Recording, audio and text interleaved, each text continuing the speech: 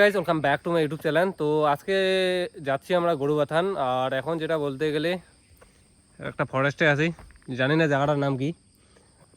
আর আমার সঙ্গে যাচ্ছে दिवाकर भाई, यानी कि ट्रैवलर दिवाकर भाई। आज की सफर हमारा बहुत खूबसूरत होने वाला है।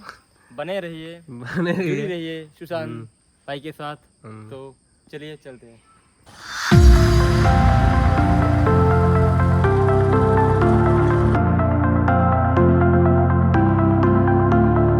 আর ফাইনালি এদিকে আমরা নিচে নামতেছি, সামনেই 200 মিটার দূরে গরুবাথান। আর ফাইনালি ব্রিজটা পৌঁছে গেলাম। এই ব্রিজটার ওপারেই এই জায়গাটাকেই বলে গরুবাথান।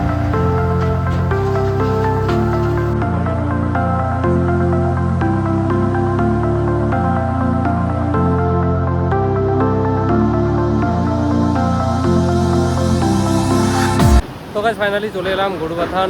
দেখতেই পাচ্ছ চারিদিকে একদম পাহাড় আর নদীর স্রোতটা এক নজর দেখতে পাচ্ছ, অনেক সুন্দর লাগতেছে। আর দেখতে পাচ্ছ এখন যাবো ওইদিকে, আমরা সামনে ওদিকে মানে রাস্তা আছে।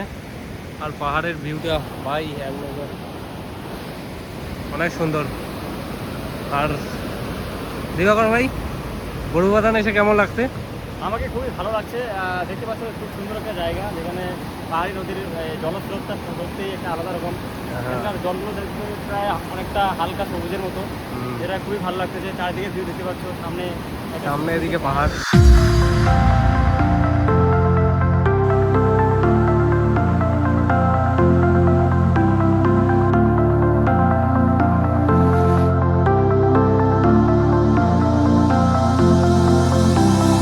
তো গাইস ভিউটা অনেক সুন্দর। আর এখন যেটা বলতে গেলে উপরে যেতে চাইলাম, কেননা ওইদিকে একটা ভালো ভিউ পয়েন্ট আছে।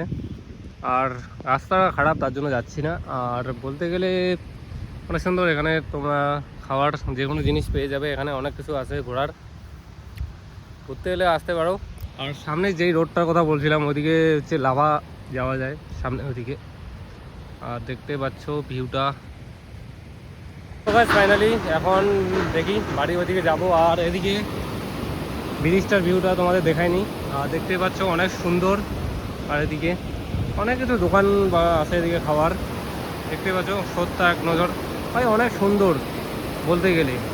আর সব ভাই একদম পাথর, দেখতেই পাচ্ছ।